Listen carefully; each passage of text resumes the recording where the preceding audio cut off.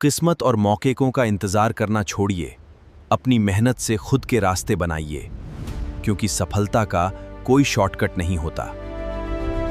नमस्कार दोस्तों, स्वागत है आप सभी का आपके अपने YouTube चैनल ऑब्जेक्टिव सेंटर पर। दोस्तों, अगर आप लोग फिटर टर्नर या मशीनिस्ट से ITI किए हैं और सोच रहे हैं आप लोग कि ITI का बेहतर तरीके से आप लोग तैयारी करें कंपटीशन लेवल का, तो आप लोगों के लिए दोस्तों ये कोर्स आ चुका है ऑब्जेक्टिव सेंटर एप्लीकेशन पर। ठीक है, इसके लिए देखिए, मैं इस कोर्स के बारे में मैं बता देता हूँ कि फिटर टर्नर और मशीनिस्ट तीनों छात्रों के लिए यहाँ पर सेम रहने वाला है ये कोर्स। मात्र इसका जो प्राइस रखा गया है 399 रुपये। ठीक है, तो 399 रुपये में आपको ये कोर्स मिलने वाला है। और अगर आप लोग दोस्तों 10 दिन के अंदर अगर आप लोग इस कोर्स को परचेज करना चाहते हैं तो आपको 10% का एक्स्ट्रा छूट दे दिया जाएगा।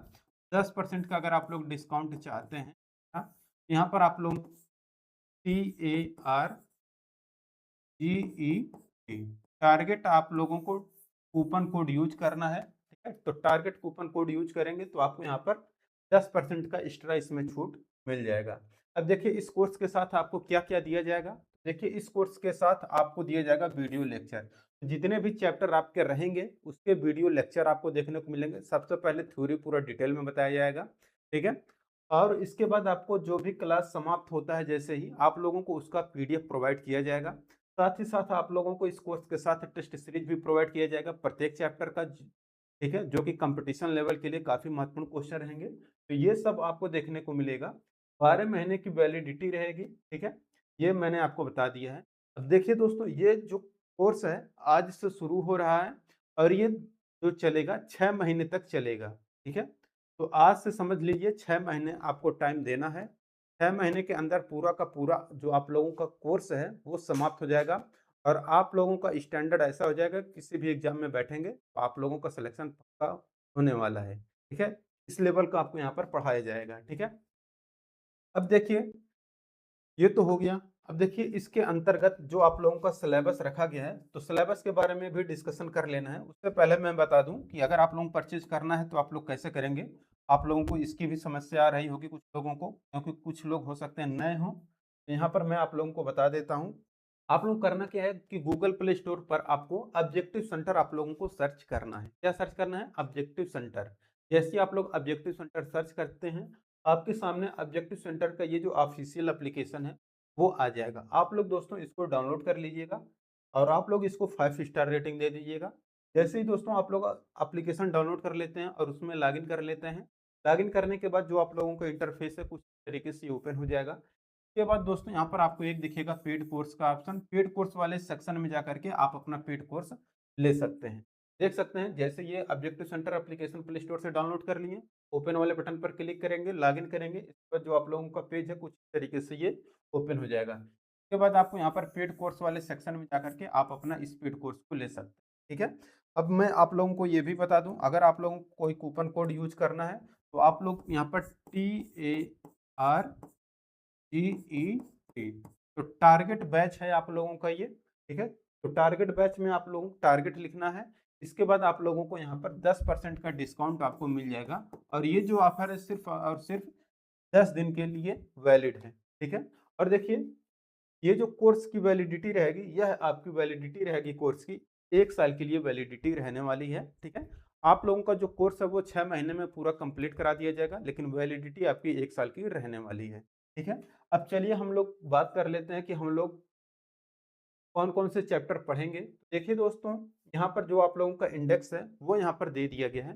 बिल्कुल ऐसे अच्छे तरीके से आप लोगों को डिजाइन में बताया जाएगा। जहाँ पर फिगर की जरूरत होगी, फिगर के बारे में जहाँ पर वीडियो चला के समझाना होगा, वीडियो के माध्यम से भी आप लोगों को समझाया जाएगा। तो ये देख सकते हैं दोस्तों, इसके अंतर्गत आप लोगों का जो सिलेबस है वो मैं यहाँ पर डिस्कशन करने वाला हूँ। ठीक है, तो फिटर टर्नर और मशीनिस्ट सभी लोगों के लिए आपका सेम रहने वाला है। इसमें अगर आप लोग देखेंगे तो पहला जो चैप्टर आप लोगों का रहने वाला है वो आपका रहेगा व्यावसायिक सुरक्षा और स्वास्थ्य, जिसको कि अंग्रेजी में बोलते हैं ऑक्यूपेशनल सेफ्टी एंड हेल्थ। ठीक है, तो ये आप लोगों का पहला चैप्टर रहने वाला है। ठीक है, अब आप लोगों को ये थोड़ा अच्छे से दिखे, यहाँ पर थोड़ा सा जूम कर देता हूँ। ठीक है, ताकि आप लोगों को बड़ा दिखे। ठीक है, तो ये हो गया दोस्तों, आप लोगों का ये आपका टॉपिक रहने वाला है। ये पहला चैप्टर है व्यावसायिक सुरक्षा और स्वास्थ्य, ठीक है? इसके अंतर्गत दोस्तों जितने भी हम लोगों के इंडस्ट्रियल इक्विपमेंट होते हैं, जैसे कि हो गया हमारा पीपीई, पर्सनल प्रोटेक्टिव इक्विपमेंट हो गया, ग्लव्स हो गए, और सब देखिए इसके अंतर्गत जितने भी विधियाँ आती हैं, जैसे कि आप लोगों का सिल्वेस्टर विधि हो गया, ठीक है? सैफर विधि हो गया, तो ये सारी चीज़ें और जो कि स्वास्थ्य से संबंधित रहते हैं, आपको और आपकी खुद की सुरक्षा के लिए रहते हैं, और कोई दुर्घटना घट जाता है तो उसमें कौन-कौन से तरीके अपनाए जाते हैं, तो इन सब के बारे में भी हम लोग देखेंगे। आगे क्या होता है, आगे के प्रकार क्या होते हैं, इसके बारे में, और अग्निशामक यंत्र क्या होते हैं, इन सब के बारे में हम लोग पढ़ेंगे व्यावसायिक सुरक्षा और स्वास्थ्य चैप्टर के अंतर्गत, ठीक है? अब देखिए दूसरा जो चैप्टर है हमारा, वो है हमारा मापन एवं मापन उपकरण, यानी कि मेजरिंग एंड मेजरिंग इंस्ट्रूमेंट के बारे में पढ़ेंगे। तो देखिए कोई भी उपकरण होता है यहाँ पर मापने वाला, उसके बारे में हम लोग यहाँ पर पढ़ेंगे मेजरिंग एंड मेजरिंग इंस्ट्रूमेंट के अंतर्गत, ठीक है? जैसे कि आप लोगों का यहाँ पर कोणों के मापन के लिए पढ़ेंगे, ठीक है? साइन बार के बारे में पढ़ेंगे, और इसके बाद यहाँ पर जो भी स्केल होते हैं उसके बारे में, वर्नियर कैलिपर के बारे में यहाँ पर प्रिसीजन इंस्ट्रूमेंट वाले में पढ़ लेंगे, सूक्ष्ममापी यंत्र जो होते हैं उसके बारे में भी हम लोग पढ़ेंगे, ठीक है? और इसके बाद देखिए जो आप लोगों के होल्डिंग डिवाइस होती हैं उसके बारे में भी हम लोग पढ़ेंगे, जो कि हमारा रहेगा चौथा चैप्टर, होल्डिंग युक्तियाँ या होल्डिंग डिवाइस के बारे में, ठीक है? होल्डिंग डिवाइस क्या होता है कि जब भी आप लोग वर्कशॉप में काम करते हैं तो या आपको पकड़ने की आवश्यकता होती है, तो वहाँ पर जैसे कि हम लोग कभी-कभी जो जनरली यूज़ करते हैं, हम लोग बेंच वाइस यूज़ करते हैं, तो बेंच वाइस के माध्यम से हम लोग क्या करते हैं कि वस्तु को पकड़ लेते हैं, और वहाँ पर हम लोग अपना काम आसानी से कर लेते हैं। हाथ में पकड़ने के लिए हैंड वाइस का प्रयोग करते हैं, ठीक है? पाइप रिंच को पकड़ने के लिए हम लोग पाइप वाइस का प्रयोग करते हैं। तो ये जितने भी प्रकार की वाइसें होती हैं, इनके बारे में भी हम लोग पढ़ेंगे, ठीक है?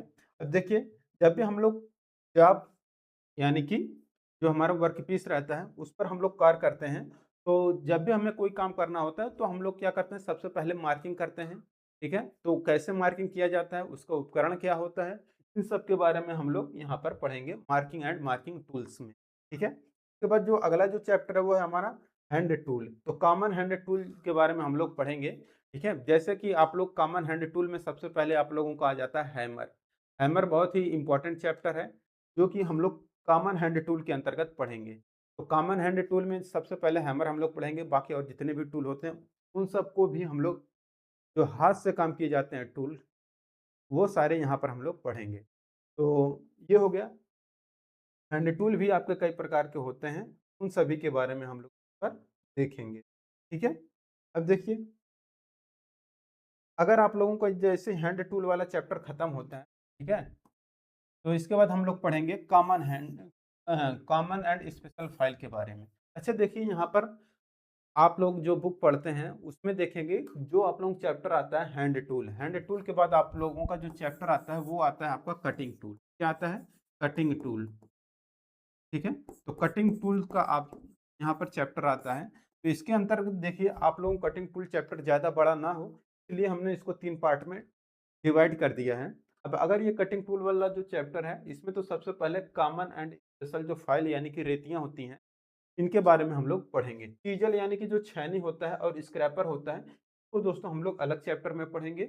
और इसके बाद जो हेक्सा ब्लेड होता है और पावर हेक्सा होता है, इन सबको हम लोग क्या करेंगे, अलग चैप्टर में पढ़ेंगे। तो ये जो तीनों चैप्टर आते हैं आपके कटिंग टूल के अंतर्गत आते हैं। कोई लड़का ये नहीं कहेगा कि सर आपने हमें कटिंग टूल वाला चैप्टर नहीं बताया या हमें नहीं पढ़ाया।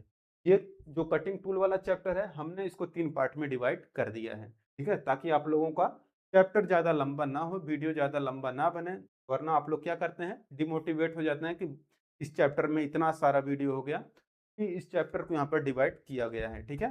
तो इस बात को आप लोग ज़रूर ध्यान रखिएगा। उसके बाद देखिए 10वां जो है आपका चैप्टर, वो है आपका कंपैरेटर, यानी कि तुलनात्मक मापक यंत्र, कंपैरेटिव मेजरिंग इंस्ट्रूमेंट के बारे में हम लोग पढ़ेंगे। उसके बाद देखिए जो आप लोगों का और जो चैप्टर है, यहाँ पर टोटल आप लोगों का जो चैप्टर रहने वाला है, 40 चैप्टर यहाँ पर आप लोगों का कवर किया जाएगा। यहाँ पर देखिए लौह और अलौह धातुएँ, यानी कि फेरस धातुएँ क्या होती हैं, यानी कि लौह धातुएँ क्या होती हैं जिसमें लोहा होता है, अलौह धातुएँ वह होती हैं जिसमें लोहा नहीं होता है, और ये कितने प्रकार के होते हैं, कंपोनेंट क्या-क्या होते हैं, इन सब के बारे में हम लोग पढ़ने वाले हैं ferrous and non ferrous metal के अंदर, ठीक है? अब देखिए इसके बाद अगला जो हमारा रहेगा वो है हमारा पदार्थों के गुण, प्रॉपर्टी ऑफ मटेरियल। देखिए जब भी हम लोग कोई वांछित वस्तु बनाना चाहते हैं तो हम लोग किसी न किसी मटेरियल का प्रयोग करते हैं और उस मटेरियल को हम अपने अनुसार जो भी गुण उसको अंदर डालना चाहते हैं, उस गुण को हम लोग अगर डालते हैं तो वहाँ पर कुछ न कुछ विधियाँ अपनाई जाती हैं, तब जाके वो चीज़ें या वो गुण वहाँ पर अचीव हो पाता है। और उसी को अचीव करने के लिए हम लोग दोस्तों क्या करते हैं कि जो भी मटेरियल यानी कि पदार्थ होते हैं, उसके गुणों को हम लोग सबसे पहले समझते हैं और उसके बाद उस पर विभिन्न प्रकार की प्रक्रियाएँ करते हैं। फिर उस पर हम लोग काम करके जो भी वांछित आकार प्राप्त करना चाहते हैं, वो हम लोग प्राप्त कर सकते हैं। इसलिए जो भी पदार्थों के गुण होते हैं, उसके बारे में जानना जो है हम लोगों को है, वो हम लोग जानेंगे किसमें? प्रॉपर्टी ऑफ मटेरियल, पदार्थों के गुण के बारे में जानेंगे। चाहे वो भौतिक गुण हो या रासायनिक गुण हो या यांत्रिक यानी कि मैकेनिकल गुण हो, ये सारे के सारे हम लोग पढ़ेंगे प्रॉपर्टी ऑफ मटेरियल के बारे में, ठीक है? तो जैसे कि क्वथनांक हो गया और बॉइलिंग और हिमांक हो गया, ये सब तो आप लोगों का इसमें तो रहेगा ही रहेगा और जो भौतिक गुण होते हैं वो भी इसमें रहेगा और साथ ही साथ जो आप लोगों को जैसे मैकेनिकल गुण हो गया जैसे कि टेंसिटी होगा, डक्टिलिटी हो गया, ब्रिटाइलनेस हो गया, ठीक है, टफनेस हो गया, हार्डनेस हो गया, ठीक है, तो ये सब दोस्तों हम लोग पढ़ेंगे प्रॉपर्टी ऑफ मटेरियल के अंतर्गत, ठीक है। अब देखिए अगला जो है चैप्टर, देखिए जब भी हम लोग कोई वस्तु हम या कोई भी हम लोग मटेरियल लेते हैं तो उसमें कुछ ना कुछ कमियां रहती हैं, तो उन कमियों को दूर करने के लिए हम लोग क्या करते हैं, कुछ ना कुछ विधि अपनाते हैं और उस विधि को हम लोग क्या कहते हैं, हीट ट्रीटमेंट करते हैं। हीट ट्रीटमेंट प्रोसेस करते हैं, उसमें क्या होता है कि वस्तु को निश्चित तापमान पर गर्म करके वहाँ पर ठंडा करते हैं या फिर कुछ समय के लिए जल्दी जल्दी गर्म करते हैं तो उसको कितने समय के लिए ठंडा रखा जाता है, कितने समय के लिए गर्म रखा जाता है।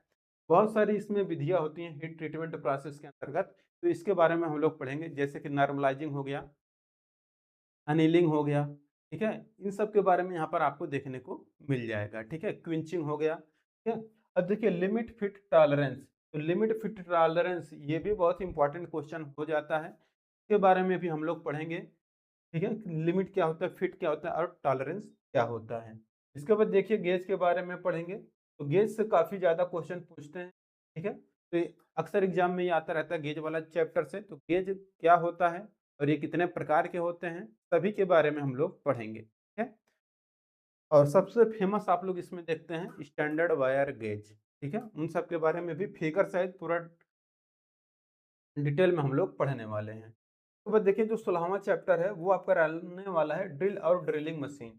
तो ड्रिल क्या होता है और ड्रिलिंग मशीन क्या होता है और इसका प्रयोग क्या होता है, इसमें जो टूल यूज करते हैं, ड्रिलिंग टूल यूज करते हैं, उसका एंगल क्या होता है, उसमें कौन-कौन से गुण होते हैं, इन सब के बारे में भी हम लोग पढ़ने वाले हैं। ड्रिलिंग प्रोसेस के बारे में और ड्रिलिंग मशीन के बारे में, ठीक है? और जो टूल होता है ड्रिलिंग टूल, उसके बारे में भी हम लोग पढ़ने वाले हैं, ठीक है? अब देखिए आप लोगों का ये हो गया ड्रिलिंग। अब इसके बाद देखिए हम लोग पढ़ेंगे रीमिंग के बारे में। इसके बारे में रीमिंग के बारे में हम लोग पढ़ने वाले हैं। तो देखिए रीमर के बारे में यहाँ पर हम लोग पढ़ेंगे, ठीक है? ये आपका सरफेस फिनिशिंग प्रोसेस के अंतर्गत ये सब आपका आता है, ठीक है? तो आप लोग घबराइएगा मत, कहीं पर आपको सरफेस फिनिशिंग आपको मिल जाएगा। तो सरफेस फिनिशिंग के बारे में भी हम लोग इसी में हम लोग पढ़ेंगे, ठीक है? हनिंग, लैपिंग ये सब जो कुछ होता है, इन सब के बारे में भी पढ़ने वाले हैं कि कोर्स में, ठीक है? देखिए टैप और डाई क्या होता है, इसके बारे में भी हम लोग यहाँ पर पढ़ेंगे और देखिए यहाँ पर ग्राइंडर के बारे में भी हम लोग यहाँ पर पढ़ने वाले हैं, ग्राइंडर क्या होता है, ठीक है? और देखिए यहाँ पर रिवेट, तो रिवेट के बारे में भी हम लोग पढ़ेंगे, रिवेट होता क्या है, ये कितने प्रकार के होते हैं, सबके बारे में भी हम लोगों को पढ़ना है। अब देखिए, ये तो हो गया 20वां चैप्टर और इसके बाद देखिए शीट मेटल, तो शीट मेटल के बारे में भी बहुत ज़्यादा क्वेश्चन बनता है, तो शीट मेटल होता क्या है, इसके बारे में पढ़ेंगे, ठीक है? और देखिए इसके बाद हम लोग फोर्जिंग पढ़ेंगे, तो फोर्जिंग क्या होता है, जब भी किसी वस्तु को हम लोग पीट-पीट कर वांछित आकार बनाते हैं, तो ये जो प्रक्रिया होती है वो हमारी फोर्जिंग कहलाती है। फोर्जिंग होता क्या है और ये कितने प्रकार के होते हैं, इन सब के बारे में भी हम लोगों को पढ़ना है, ठीक है? और देखिए लेथ मशीन, जो कि फिटर, टर्नर और मशीनिस्ट के लिए सबसे टफ चैप्टर, बहुत आसान तरीके से मैं यहाँ पर समझाने वाला हूँ, ठीक है? और आप लोग जो ऑपरेशन करते हैं लेथ मशीन पर, जितने भी संक्रियाएँ होती हैं, ठीक है? उन सब के बारे में भी हम लोग और इसके जो पार्ट पुर्जे होते हैं, इन सब के बारे में भी हम लोग पढ़ने वाले हैं। तो पूरा एक-एक पार्ट के बारे में हम लोग डिस्कस करेंगे और इस पे जितने भी प्रोसेस होते हैं उन सब के बारे में भी डिटेल जानकारी आपको मिलने वाला है। अब इसके बाद यहाँ पर आप लोग देखेंगे, जब भी हम लोग मशीन चलाते हैं तो वो बहुत ज़्यादा हीट करता है, ठीक है? जिसके कारण क्या होता है, उसमें बहुत सारी खराबियाँ आती हैं। समय-समय पर उसको लुब्रिकेशन किया जाता है और वो ज़्यादा हीट ना हो उसके लिए हम लोग कूलेंट यूज़ करते हैं। इसलिए यहाँ पर लुब्रिकेशन और कूलेंट का भी हम लोग जो प्रयोग करते हैं, उसको भी हम लोग पढ़ेंगे इस चैप्टर के अंतर्गत, लुब्रिकेटिंग एंड कूलिंग सिस्टम के अंतर्गत, ठीक है? उसके बाद जो अगला चैप्टर है वो है आपके मशीन की स्थापना एवं अनुरक्षण। मशीन को इंस्टॉल कैसे किया जाता है और उसका मेंटेनेंस कैसे किया जाता है, उसको हम लोग पढ़ेंगे इस चैप्टर के अंतर्गत, ठीक है? उसके बाद देखिए जो 26 नंबर का चैप्टर है वो है आपका स्पेशल पर्पज मशीन के बारे में भी हम लोग पढ़ेंगे, ठीक है? तो स्पेशल पर्पज जो मशीनें हैं उनके बारे में भी हम लोग पढ़ेंगे। पेपर प्लेनर और स्लाटर ये सब जो मशीनें होती हैं वो सब भी आपको यहाँ पर देखने को मिल जाएगा। अब देखिए वेल्डिंग क्या होता है, ये भी बहुत ज़्यादा इम्पोर्टेंट चैप्टर है, ठीक है? तो वेल्डिंग के बारे में आप लोगों को पढ़ना है। कुछ लोग कहेंगे कि वेल्डिंग सर वेल्डर वाले पढ़ते हैं, तो ऐसा नहीं है। आप लोगों के भी सिलेबस में ये वेल्डिंग है, तो इससे काफ़ी ज़्यादा अच्छे-अच्छे क्वेश्चन बनते हैं, ठीक है? तो वेल्डिंग क्या होता है, इनके बारे में हम लोग सोल्डरिंग और ब्रेजिंग के बारे में भी हम लोग अगले चैप्टर में पढ़ेंगे। तो सोल्डरिंग, ब्रेजिंग और वेल्डिंग ये तीनों आप लोगों को पढ़ना है, ठीक है? तो ये भी आप लोगों को अच्छे तरीके से बताया जाएगा, ये क्या होते हैं और ये कितने प्रकार के होते हैं, कितने-कितने टेम्परेचर पर ये हम लोग करते हैं, इनके बारे में भी पढ़ेंगे।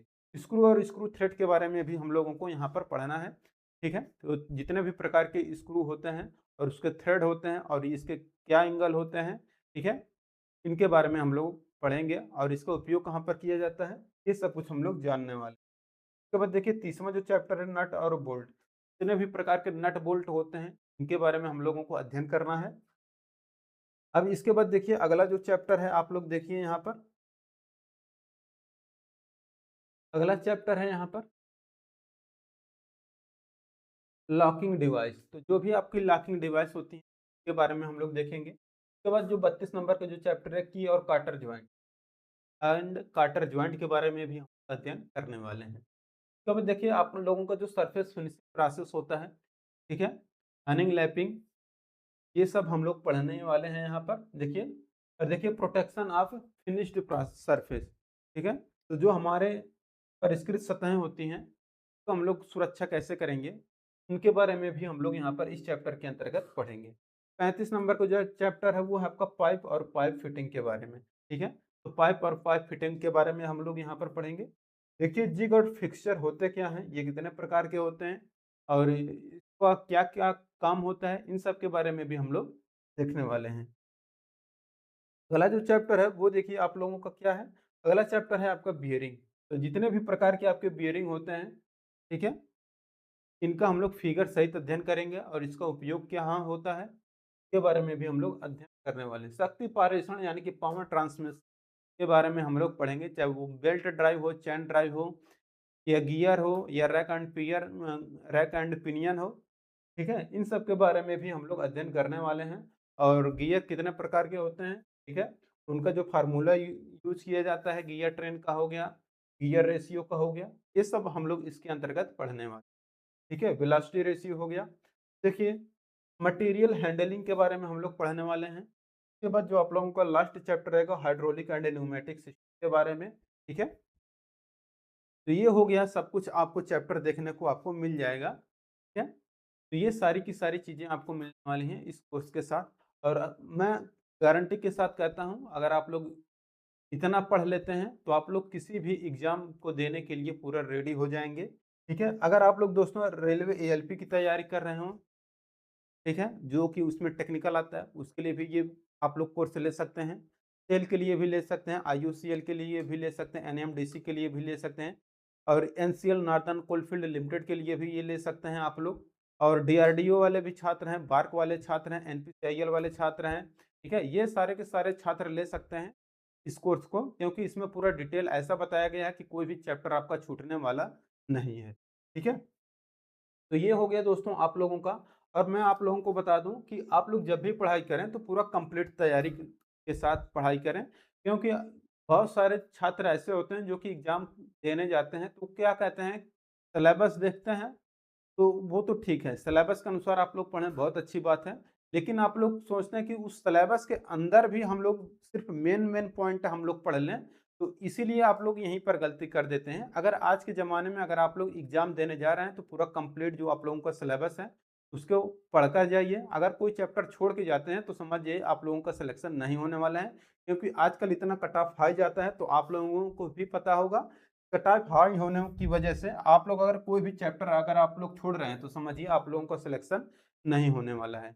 इसलिए मैं आप लोगों को बताना चाहता हूँ कि आप लोग सही गाइडेंस के साथ अपना तैयारी करें। मैं यहाँ पर एक कोर्स मैं आप लोगों को पढ़ाने वाला हूँ और इसी के साथ आप लोग पूरा का पूरा तैयारी कर पाएँगे, पूरे कॉम्पिटिशन लेवल का, किसी भी एग्ज़ाम के लिए आप लोग तैयार हो जाएँगे। अगर आप लोग पूरा एफ़र्ट आज तक लगाते आए हैं, फिर भी आप लोगों को सफलता नहीं मिल रही है, तो आप लोग समझिए यहाँ पर रॉन्ग टूल का उपयोग किए हैं, यहाँ पर किसी भी प्रकार का रिज़ल्ट नहीं आया है। इसलिए सही मेहनत करें और सही दिशा में करें और सही मटेरियल के साथ करें। कोई भी चीज़ आपका छूटा नहीं रहना चाहिए। मैं यहाँ पर पूरा कंप्लीट तैयारी कराने वाला हूँ। इसलिए जब भी आप लोग अपना पूरा एफ़र्ट लगाते हैं और रॉन्ग टूल का प्रयोग ना करें, तो आप लोगों का रिज़ल्ट तुरंत मिलने वाला है। ठीक है? लेकिन अगर आप लोग एफ़र्ट भी लगा रहे हैं और रॉन्ग टूल यूज़ कर रहे हैं, तो आप लोगों का रिज़ल्ट नहीं मिलने वाला है। ठीक है? सफलता एक दिन में नहीं मिलती है, आप लोगों को भी पता होगा। इसलिए धीरे-धीरे आप लोग पढ़ते रहिए। 6 महीने आप हमको समय दीजिएगा। 6 महीने के अंदर मैं पूरा सब्जेक्ट जो है, जो पूरा टॉपिक है, जो आप लोगों का ट्रेड है, पूरा यहाँ पर कंप्लीट तैयारी करा दूँगा। ये मेरा पूरा गारंटी है, ठीक है? और आप लोग किसी भी एग्ज़ाम में बैठेंगे, उस एग्ज़ाम को फोड़ के आएँगे, इसकी गारंटी है, ठीक है? बशर्ते आप लोग मेहनत अच्छे से करिएगा, क्योंकि मैं भी मेहनत करूँगा और आप लोगों को भी पूरा मेहनत करना है, ठीक है? रिज़ल्ट आने की गारंटी पक्की रहेगी आप लोगों की, बशर्ते आप लोगों को मेहनत अच्छे तरीके से करना है, ठीक है? अब देखिए, अगर आप लोग फिटर का औज़ार सटीक तभी सटीक काम करते हैं जब उसे सही तरीके से इस्तेमाल करते हैं। जैसे कि यहाँ पर आप लोग देख पा रहे हैं, सही तरीके से यूज़ करते हैं तो ये नट खुल जाता, लेकिन आप लोग देख पा रहे हैं यहाँ पर ओपन एंड स्पैनर जो है आप लोग इसका यूज़ कर रहे हैं और आप लोग खोल रहे हैं इसको, ये नहीं खुलेगा। ये ज़रूरी है कि सही दिशा में आप अपना मेहनत लगाएँ और सही तरीके से लगाएँ, ठीक है? ठीक वैसे ही आपकी तैयारी भी सटीक और सही मार्गदर्शन के साथ होनी चाहिए। सही और सटीक मार्गदर्शन के साथ आप लोगों की तैयारी कराई जाएगी। बस आप लोग अगर इस कोर्स को लेना चाहते हैं तो आप लोग ले सकते हैं। मात्र ये आपको कोर्स मिलने वाला है 399 में, ठीक है? 399 में आप लोग ये कोर्स ले सकते हैं और आप लोग टेलीग्राम अगर नहीं ज्वाइन किए हैं तो आप लोग टेलीग्राम जरूर ज्वाइन कर लीजिएगा। कोर्स लेने के लिए दोस्तों आप लोगों को करना क्या है कि ऑब्जेक्टिव सेंटर एप्लीकेशन आपको प्ले स्टोर से डाउनलोड कर लेना है। प्ले स्टोर से डाउनलोड करने के बाद आप लोगों को करना क्या है कि यहाँ पर एक दिखेगा, जैसे ही लॉगिन हो जाएंगे तो यहाँ पर आप लोगों को दिखेगा पेड कोर्स का ऑप्शन। पेड कोर्स वाले ऑप्शन पर जा करके आप अपना इस कोर्स को ले सकते हैं, ठीक है? 10% का डिस्काउंट चाहते हैं तो आप लोग TARGET ये कोड यूज करिएगा, आप लोगों को 10% का छूट मिल जाएगा।